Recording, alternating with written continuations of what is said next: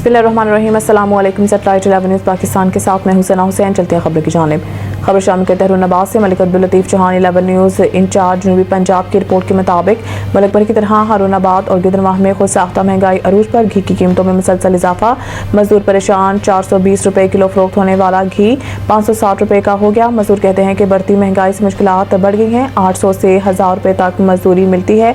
महंगा घी कैसे खरीदें? अब तो मुल्क भर की तरह शहर और गिदरमाह में भी घी की कीमत को पर लग गए हैं। 10 रोज के दौरान घी की कीमत में 140 रुपये तक का इजाफा हो गया है। ए और बी कैटेगरी का घी 130 और 150 रुपये फी किलो महंगा हुआ है, जबकि सी कैटेगरी के घी की कीमत 140 रुपये फी किलो तक बढ़ गई है। घी की बढ़ती कीमत के बायस शहरी परेशान है।